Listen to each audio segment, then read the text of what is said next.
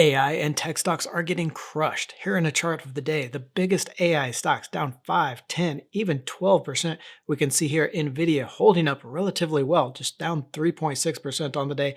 5% down for Intel there. Some of the bigger losers, Marvell Technologies down 9%.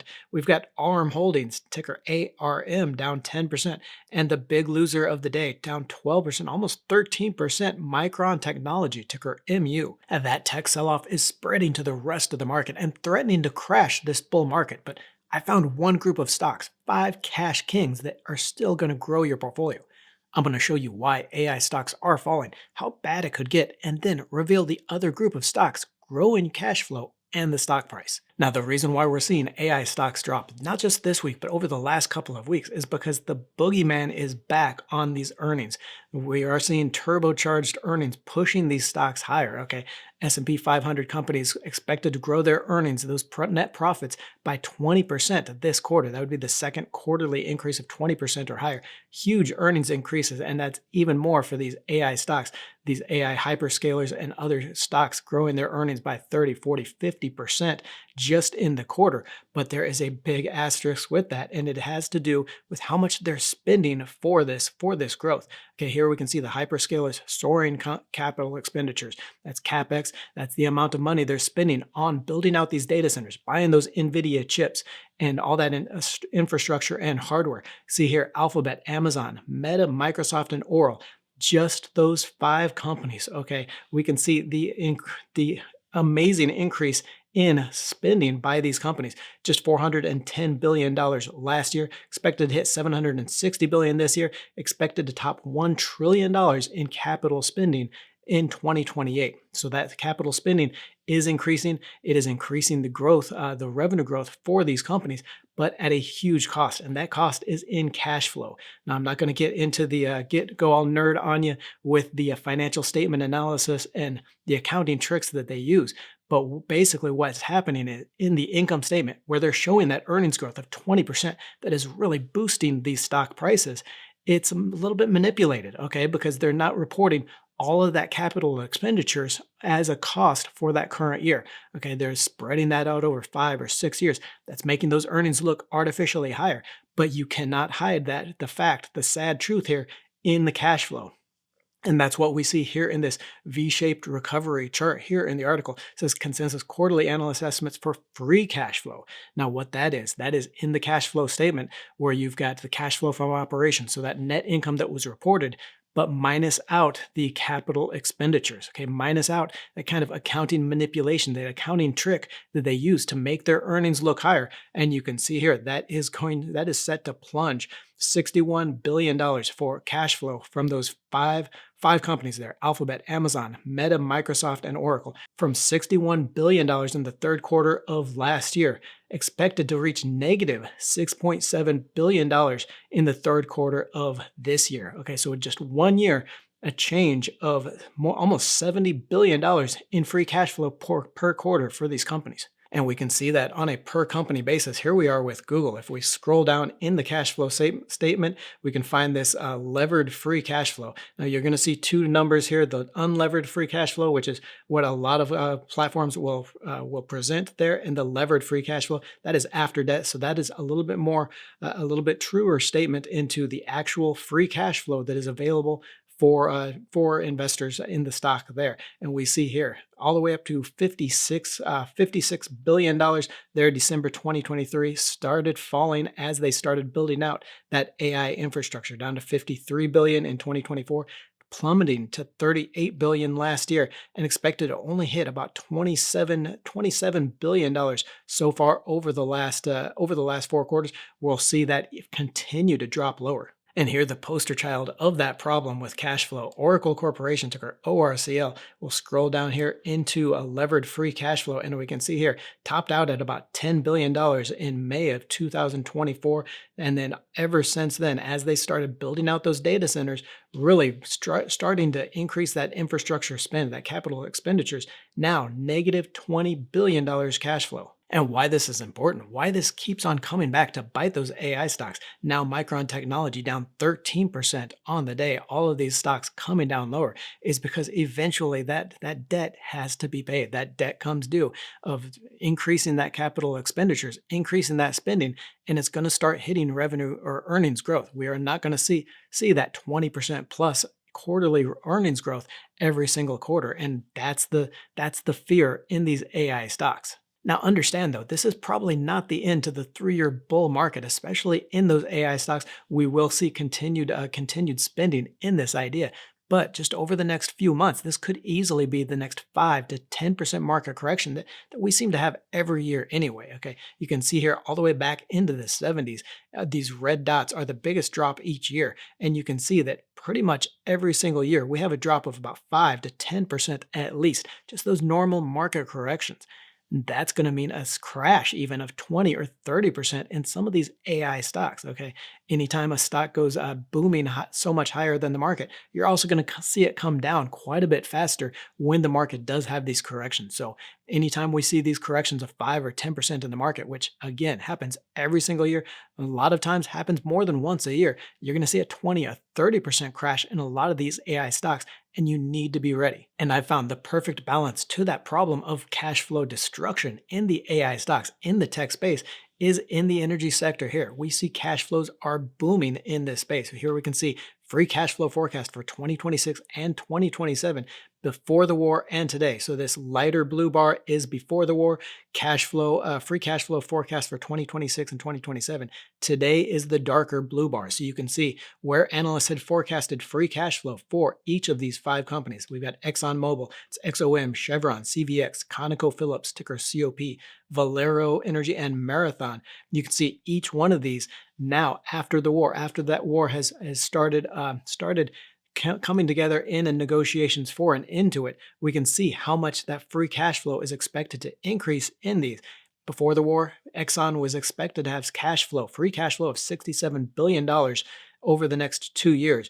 Now, analysts foresee $93.5 billion as free cash flow for Exxon. Chevron, just as big change there, $45 billion all the way up to $68 billion in free cash flow. For each of these, we can see how free cash flow has been upgraded because of the war in Iran. But now the end to that war, or at least the beginnings of the end to that war, has led to a huge opportunity for investors in these stocks. We can see that after the fighting started in February 28th there, we can see these stocks took off. Here I've got a chart of ExxonMobil, Chevron, ticker CVX, Diamondback Energy, FANG, Devon Energy, DVN, EOG Resources, that's EOG, and ConocoPhillips, ticker COP, some of my favorite US listed energy companies there. You can see those stocks took off into the height of that war, but have since come down quite a bit. It's come down to the point where a lot of them are no higher than when that war started.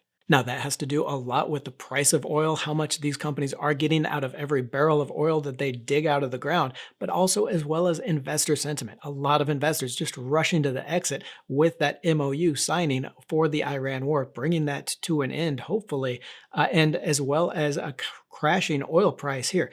But oil is not done going up and is probably going to stay higher for a very long time. Here we can see the 5-year chart for oil right now at about $73 a barrel. This is West Texas Intermediate, so WTI, the kind of oil we produce and sell here in the United States. And you can see at $73, that is very close to that 5-year trend line.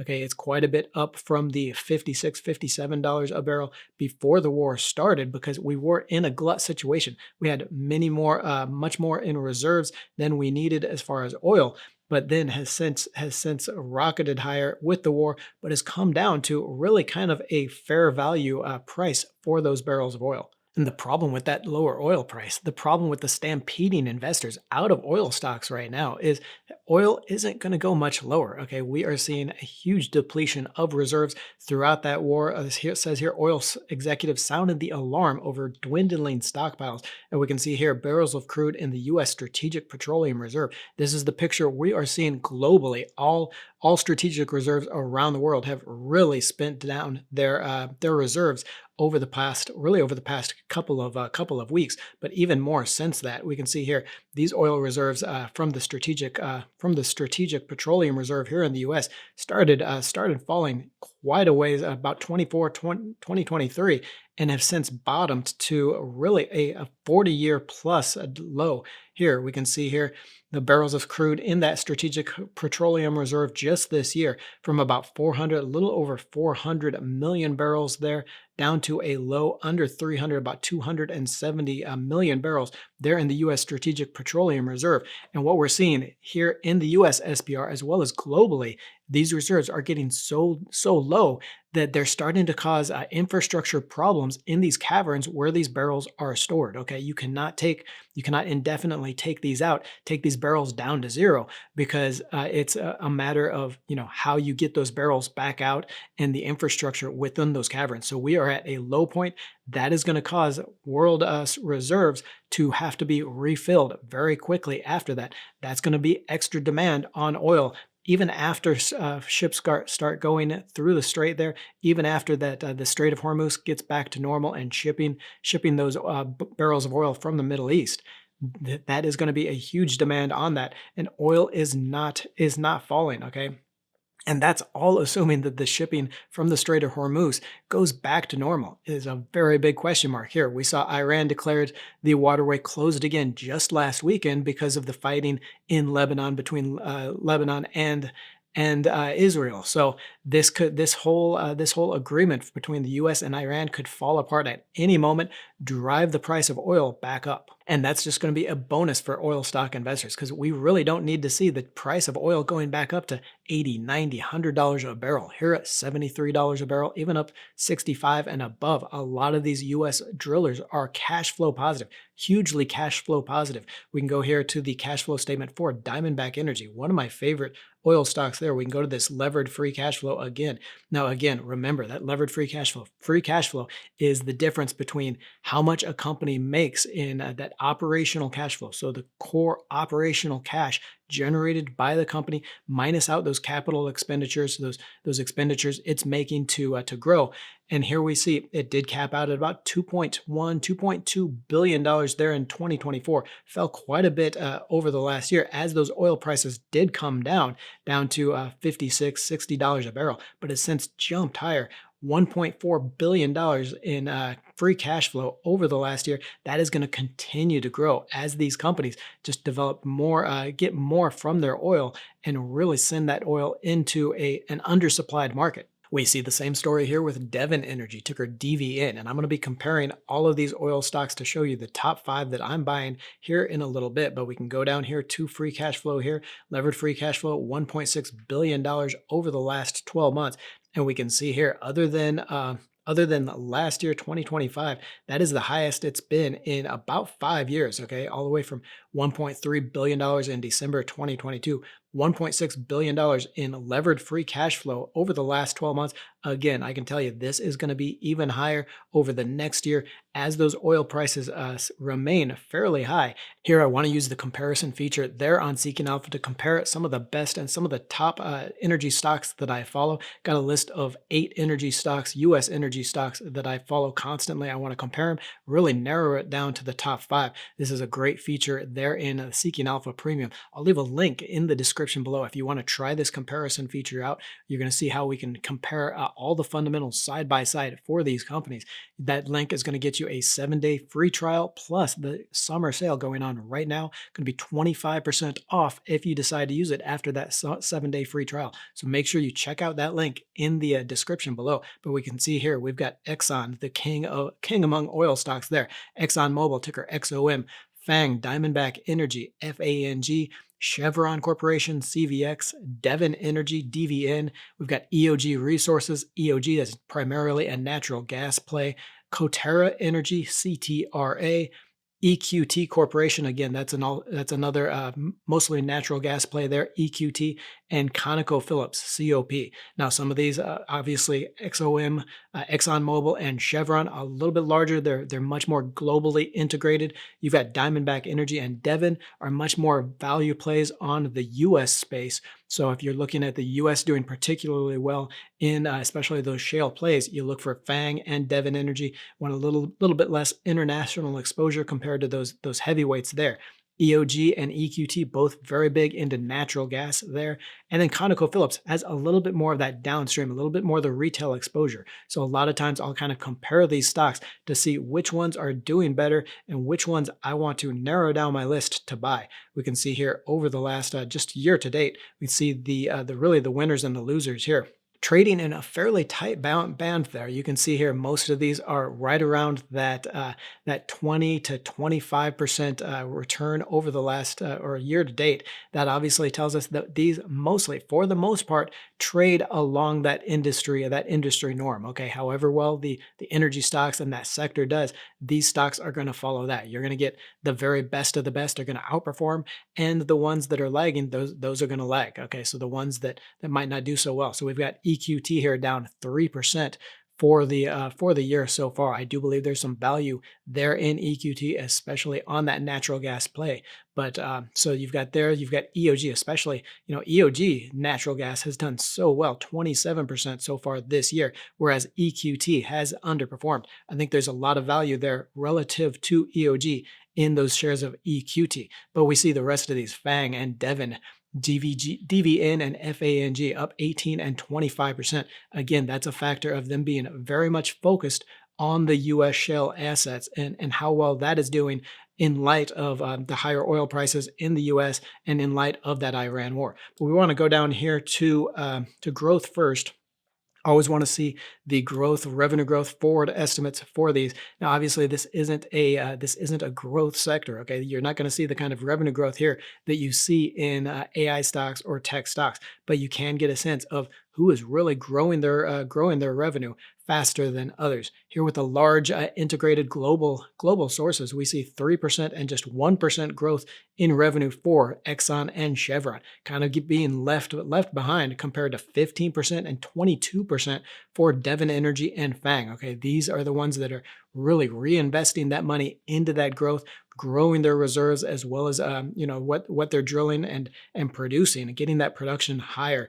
There we see EQT 22% revenue growth expected versus EOG just 3%. So again, part of the reason why I think there is a lot of value in those shares of EQT relative to the other natural gas play there, that EOG.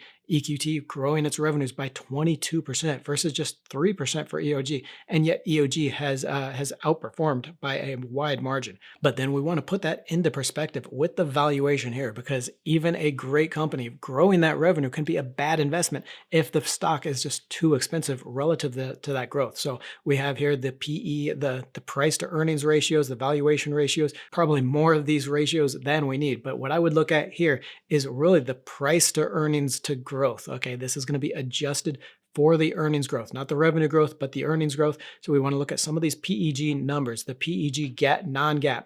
Okay, so non-GAAP, that would be, kind of with the adjusted financial statements, price to earnings. So what investors are paying for every dollar in earnings for that company divided by the growth in those earnings. So it really gives you a way of adjusting the fastest growing companies so they don't look quite so expensive, and you can get a little bit better apples to apples comparison.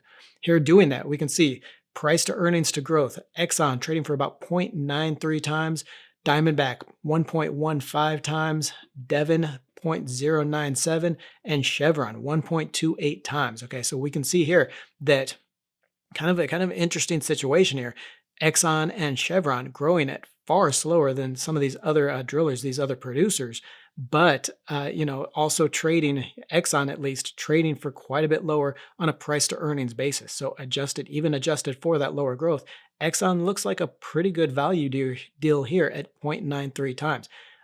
Chevron, interesting that it's still trading fairly expensively. So the shares are still pretty high on that PE basis, and adjusting for that very low growth, still very high, very expensive there. Fang 1.1 times on a price to earnings to growth basis, not really in value territory, but I would say 0.97 times price to earnings to growth for Devon Energy, also very good value there.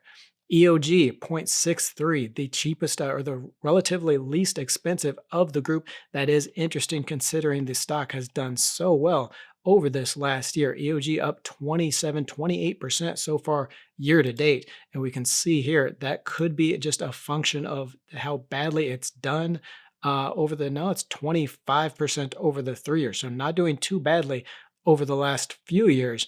That is interesting that right now EOG is doing so well on a on a valuation basis. The shares are still trading very cheaply at 0.63. So that does blow a hole a little bit in that valuation thesis for EQT. I would still pick up some shares of EQT there just on the underperformance and see if that can come back up. But I would still want to own some shares of EOG Resources here, ticker EOG, on that valuation of 0.63. It's up 28% so far this year, but still a very good value when adjusted for that growth. So I think the top five here, I'd be picking up both EOG and EQT there. EOG, EQT, the stock tickers there. I'd pick up some of XOM 0.93 times adjusted valuation basis, as well as some Devon Energy, DVN, at 0.97 times. Might actually pick up some FANG here as well, 1.15 times on a price adjusted basis. So there are my top five picks there: the EQT, EOG, DVN, Devon Energy, FANG, Diamondback, and Chevron XOM. Nation, I know we all want to get rich in those hot AI stocks doubling every year, but when the stock market has already run higher 3 years into this bull market, it is time to start looking at these other groups that investors are just neglecting. I'm not saying dump all your AI stocks. I sure as hell am not, but you also need to be adding some of these other stocks, like these cash king oil companies that are going to help protect your money when these sell-offs happen. Now, if you do want to see the AI stocks I am still buying, check out the video here. And don't forget to join the Let's Talk Money community by tapping that subscribe button and clicking the bell notification.